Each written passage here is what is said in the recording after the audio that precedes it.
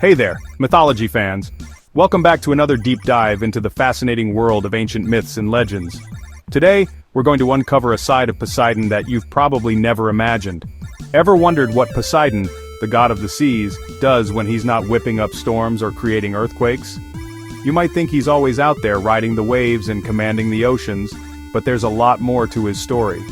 Well, let me take you behind the scenes of Poseidon's secret life. It's a life filled with responsibilities that go beyond the crashing waves and roaring seas. So, picture this. Poseidon sitting at his desk, not with a trident, but with a quill and scrolls, deep in paperwork. Yes, even gods have their mundane tasks. The administration of all the waters is no easy task, and Poseidon takes it very seriously. From managing tides to ensuring the balance of marine life, his job is as complex as it is crucial. He's got a whole crew of assistants, but honestly, he does most of the work himself. Delegation isn't exactly his strong suit, and he prefers to have a hands-on approach. Why? Because Poseidon is a hands-on god. He believes that if you want something done right, you've got to do it yourself.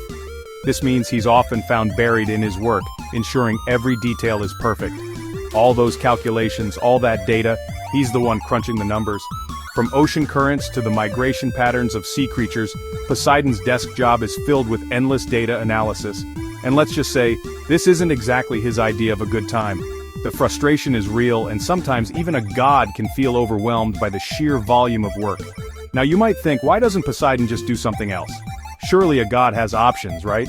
Well, it's not that simple. He's tried requesting different tasks, but nothing ever seemed to fit him as perfectly as managing the seas. It's almost as if he was destined for this role despite its challenges. Whenever they'd come up with a new job suggestion, Poseidon would just be like, "Nah, I'll stick to my waves, thanks." It's a tough job, but someone's gotta do it, and who better than the god of the seas himself? But here's the kicker. Poseidon's work isn't about constantly parting waves with his mighty trident. It's about the meticulous planning and management that keeps the oceans in harmony. Nope, most of his time is spent at the bottom of the ocean, buried in financials and logistics. From budgeting the resources of the sea to planning the next big oceanic event, his role is as administrative as it gets. The rare visits he makes to Olympus are the only breaks from his routine, but he usually comes back even grumpier.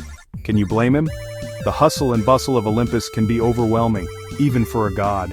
He barely even gets to see the seas he rules over. The irony isn't lost on him, and it's a constant source of frustration. His trips to Olympus are so rushed, he only catches a glimpse of the waves. It's like being a painter who never gets to see their own masterpiece. And get this, Poseidon has never actually sailed the seas himself. Despite being the god of the seas, he's never had the chance to experience them the way mortals do.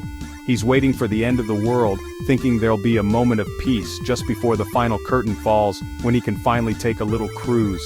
It's a dream that keeps him going, even on the toughest days. Now isn't that a twist? The god of the seas dreaming of a peaceful sail. It's a side of Poseidon that's rarely seen, but it's there, hidden beneath the waves of his responsibilities. The god of the seas, dreaming of sailing them one day. It's kind of poetic, right? It's a reminder that even the mightiest beings have their own dreams and aspirations. So next time you think of Poseidon, don't just picture a stormy sea and a fierce god with a trident. Think of him at his desk, up to his ears in figures, longing for that one quiet moment to sail the waters he's spent eternity managing. Think of him at his desk, up to his ears in figures, longing for that one quiet moment to sail the waters he's spent eternity managing. Thanks for watching. Don't forget to like, share, and subscribe for more mythological tales. Your support helps us bring these stories to life. Catch you in the next one. Until then, keep dreaming and exploring the wonders of mythology.